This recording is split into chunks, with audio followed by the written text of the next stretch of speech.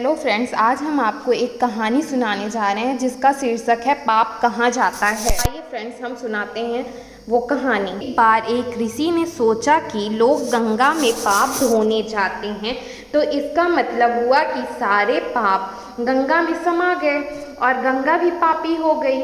अब यह जानने के लिए तपस्या की कि पाप कहाँ जाता है। तपस्या करने के फलस्वरूप देवता प्रकट हुए। ऋषि ने पूछा कि भगवान, जो पाप गंगा में धोया जाता है वह पाप कहाँ जाता है। भगवान ने कहा कि चलो गंगा से ही पूछते हैं।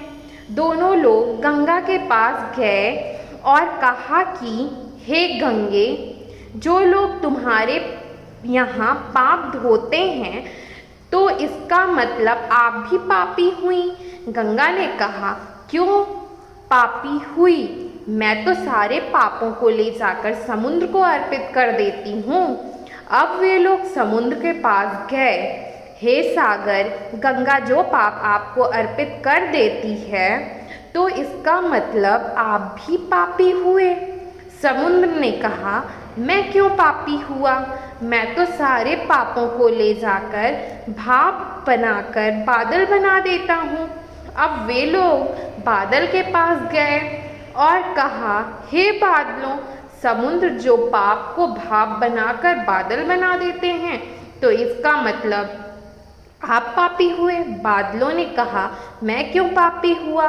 मैं तो सारे पाप को वापस पानी बरसाकर धरती पर भेज देता हूँ, जिससे अन्न उपजता है, जिसको मानव खाता है।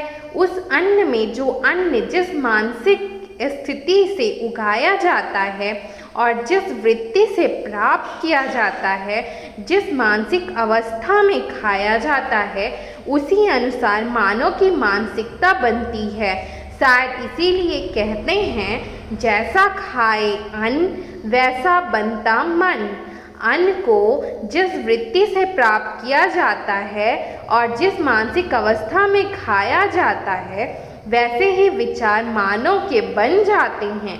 इसलिए सदैव भोजन सिमरन और शांत अवस्था में करना चाहिए और कम से कम अन्न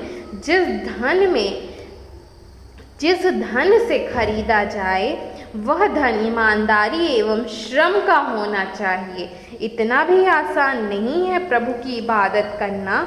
दिल से गुरूर जाए तभी तो खुदा का नूर आए। तो फ्रेंड्स, हमारी कहानी यहीं पे समाप्त होती है। हम नेक्स्ट स्टोरी के साथ फिर आपसे मिलते हैं। तब तक के लिए बाय। आप हमारे चैनल को फॉलो, सब्सक्राइब एंड शेयर करें।